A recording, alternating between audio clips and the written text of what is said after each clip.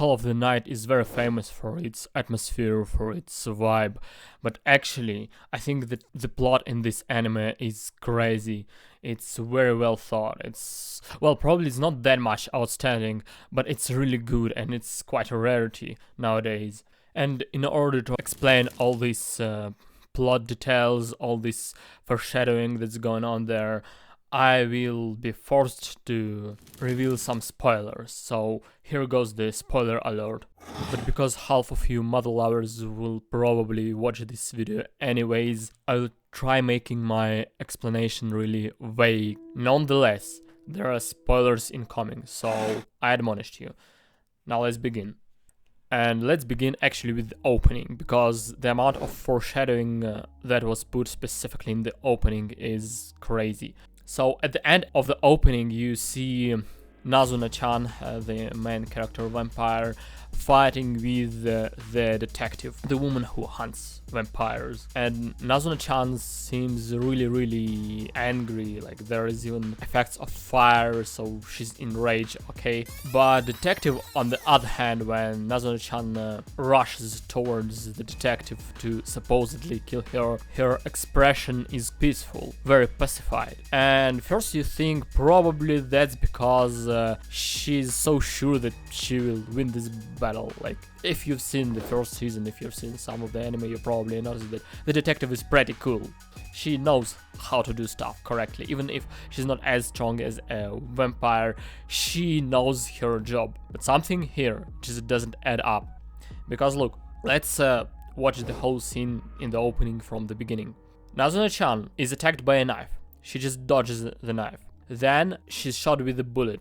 The bullet which obviously won't kill her because she's a vampire, and she just bites this bullet. And then she rushes towards the detective, who like probably tried her best, we don't know, but the detective falls out of a skyscraper. And I remind you, she's a human. She's not able to fly. And she's not able to regenerate after falling from a 20-floor building or even higher skyscraper. Everything looks as if she will die. Why the heck is she that much pacified? Probably she has some other trump card in her sleeve, something. But it all just doesn't add up, because with each frame it like gets worse and worse for the detective. And I always had this thought when I've been watching this opening. I always had this thought as if the detective wanted to die. Like, she was pacified in the end of the opening. Her expression was that pacified because she was ready to die. And the fact that Nazuna-chan specifically killed her because, like, I don't know, because she probably wanted a vampire to end her life or something, that only added the soothing to her soul. So I really had this impression, had this thought yet when I was watching the opening, and it's a very important thing. I will not tell you anything about the actual plot, okay? That was only the speculations about the opening, and I will not tell how correct I was. Probably I was correct just partially, probably I wasn't correct at all, but still, this notion, I want you to remember this, because it's a very important thing. Who watched the anime knows why it is important, and I talked with some people about it. Not everyone actually notices that. So let's remember this, okay? Now, what actually goes on in the second season of an anime? Well, we have like probably 3 main storylines. Now, I will not spoil how much there are actually. Minor spoiler, there are less. But there is a story about Nezuna's past and how she was connected to the hospital, which he came to because of the attempt to get rid of the past items which make vampires weaker. And there's also a flashback later about Nezuna's childhood friend. And then obviously somewhere in the end there will be a battle with the detective or something. And first it looks like everything that is not connected. Like different flashback, different stories as it were in the first season. But the anime actually starts to slowly saute us. And especially because we are not ready, the sauteing is pretty successful. Because we don't anticipate some crazy plot twists. right? But it just slowly, in some of these flashbacks, starts giving us some hints, if you know what I mean. If you watched, probably you know, like about like Sherlock Holmes, about some items, some stuff here and there, a little bit here, a little bit there. It all looks different first because of different things. I cannot be less vague in order not to spoil in the face, but yeah, I think if you watch the anime, you know what I mean. And with time, there are like more and more chance that you will realize something about the connection between some of these stories. And I personally realized it, well, probably not too late, but probably also not too early, because I remember for sure there were hints before that, but I didn't pay attention. But some people probably haven't realized it even when I realized it, so the realization was slow. Let's fix that in our memory. Let's actually now parallel this to the realization of the same connection in Nezuna-chan's head. Because later on, when she talks with Ko about that, she mentions that she had a clue, but she didn't want to believe this clue. So that's why she didn't share this neither with Ko nor with her fellow vampires. So for Nezuna-chan, this realization was as slow as actually for us. And that's actually parallel to another thing, which I'll talk about later. But now let's get back to the opening, alright? In the opening, it made appear specifically so that the opening is about 3 stories, more or less. So different stories, right? So there is a story about this black hair vampire in a nurse suit falling for Nezuna-chan or something like that. Nurse suit story, let's call it that, whatever it means. There are some flashbacks about some girl, we don't know who she is yet, and obviously, like from the beginning and in the end, there are some images about the detective, and because of some unrelated pieces that were put there, it made appear specifically as if the opening is about 3 different stories. But then when you realize the connection in the anime, and you stop the episode, you just watched the episode in which you realize it, you start watching opening, and then it just clicks. So first it just clicks in your mind, right? Like, wow. And then you start watching opening, and it clicks again. And it clicks that this whole time, everything this, and again, if you watched anime, you should understand what I'm talking about. Everything this, like, this thing from the beginning till the very end, this thing was all about, okay, I shouldn't continue because there's a spoiler, but yeah, right, guys who watched the anime, right? Did you notice it? That's crazy. It's crazy that finally when you realize you watch the opening and then you realize that, oh, that was what's this about. What that was about the whole time. Crazy. But that's still not the end. Remember, I thought about some other parallel that I'll talk about later. So the action envelopes, we have 31st of October, Halloween, and I want to notice that I already told about how our slow realization reminds the slow realization of Nezuna-chan. But this anime actually makes us close to the characters in yet another way.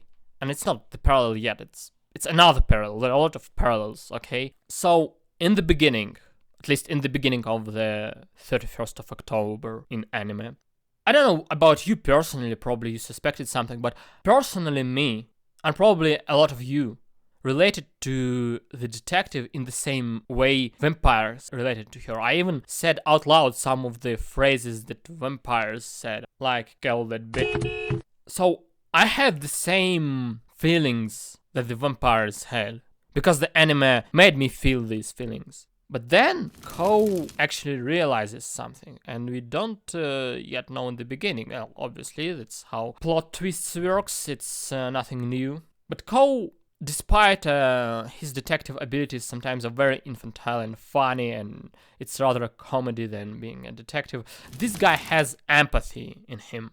And that's why sometimes he gets some things which other don't. Because of that, and that paired with his analytical abilities. So he starts to understand something, and then he explains it. Actually, he explains that to us. Both to us and the vampires in the anime. And he turns out to be right. And yeah, probably you can tell that in this anime there are a lot of ecchi, a lot of fan service. But if you really talk about the morality, like, there is a really, really important moral principle that's been delivered in the second season very, very well. A lot of people say that Demon Slayer conveys this idea when you are empathic with demons, when they flash back on their pasts. But I think actually because of how invested we were, how in some cases in this anime delusioned we were, because of how we can relate to everything, because we kind of committed the sin ourselves, and then we were shown about this sin. Again, if you know what I mean. Probably this all doesn't make sense if you haven't watched anime, so you better end the video right now and go watch anime. This video is really only for those who watched the anime. But you should understand, who watched, that we almost committed in our mind the same sin as some characters committed.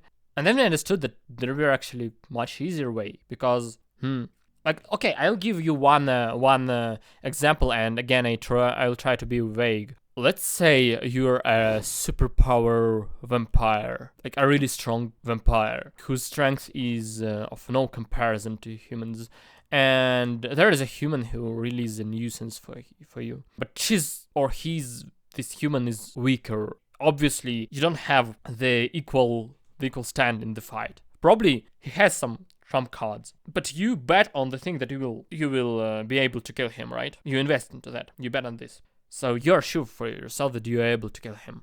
So wouldn't it be more moral to just disarm this person in the literal sense? Probably it sounds horrible, but maim him just that he can't perform. Because if you have more power, you have power not just to kill, you also have power to mutilate. You also have a power to probably shackle someone, to isolate someone, right? As the contemporary police does. In most of the cases, they don't kill people, they imprison people. So why kill if you could have done something more humane? If you have power, you have power not just to kill, you have also power to help people. You also have power to forcefully, probably, yeah, but it's better than killing, but forcefully put a person on the right way. Sometimes this works. Not always, but sometimes this works.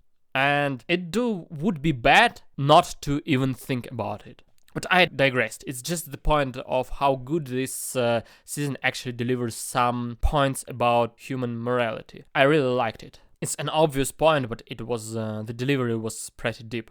But let's get back to the foreshadowing and plot twists. So we've been put through all this story, we noticed the crazy foreshadowing, everything clicked in our mind, and then we empathized with some characters, and then we discovered we with them were not right in all the things, and it was also a really powerful realization, but it's not the only point where all the plot lines converge, because there were some other episodes in this anime which slightly touched other storylines, which will be probably developed better later. And as I'm saying this, please pay attention, I haven't read manga yet. The third season is not on air yet. I know nothing. No one told me anything particular about that. But I already have a really strong feeling what's gonna happen next. Because, well, there's a person in this anime, her name is Majiro, right? And he had family issues. And so when one of the characters tried to run for her father in order to investigate what her father is doing, she didn't get to do that because she got a very powerful strike by supposedly other vampire. We've seen only the silhouette of this vampire, but doesn't this silhouette remind you of someone? Probably not. Probably just my imagination, but it's a female character, right? And again, I don't know, probably I'm mistaken, but it's a female character, and probably we already met someone. Okay, I should end my video here. Thank you for your attention. Goodbye.